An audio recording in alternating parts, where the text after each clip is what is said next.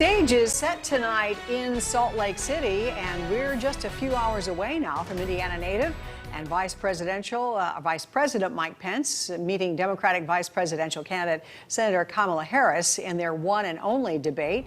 Right now, we want to bring in CBS 4 correspondent Nikki Lorenzo, who is in Utah for that debate. And Nikki, tell us what you can about the anticipation for tonight and what you're feeling right there, right now. All right, so very highly anticipated debate. Good evening to you. Really, since Joe Biden tapped Kamala Harris to be his VP candidate, all eyes have been on tonight, the one and only debate. And really, the sparks have been flying between these two candidates before they even took the stage tonight. And it was over safety protocol. With all of the positive tests coming out of the White House, the Biden-Harris campaign wanted an extra layer of security. So they requested these plexiglass barriers to go up. The Pence camp initially pushed back on that. It wasn't until late last night that they decided to agree and go ahead with that. So when we're tuning into the debate tonight, you are going to see the two candidates divided by that plexiglass, really a sign of the times in the pandemic that we're in. They're going to be seated. They're going to be 12 feet apart. Now, let me set the scene for you here in Salt Lake City. If you were to go around the city, you would really have no idea that there was a vice presidential debate going on unless you came up to the campus of the University of Utah. It is closed right now, but there are banners up with the 2020 logo on them. So you do know that the event is taking place, but no protesters, not a lot of people mingling around. I've covered a few presidential debates in my time in journalism, and I've never seen anything like this.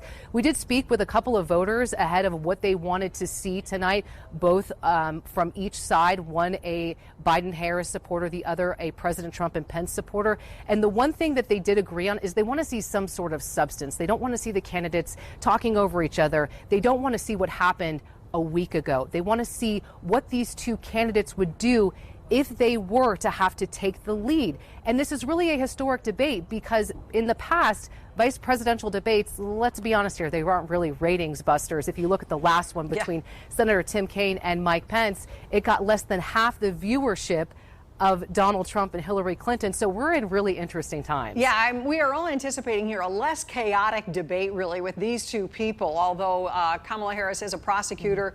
What do you expect? I mean, do you expect everybody to be nice and play nice during this debate?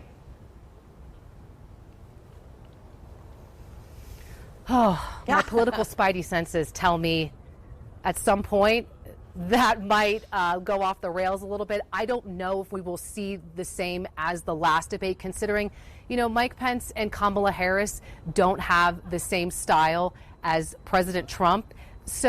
But Kamala Harris does have that prosecutorial background. Really, that was her platform when she was running for president originally. I'm going to prosecute the case against Donald Trump. So, and Mike Pence, too, I think he has a really interesting debate format too. You know this well, considering he's from your home state, that he can hold his own, but he definitely has that Midwest nice way about him.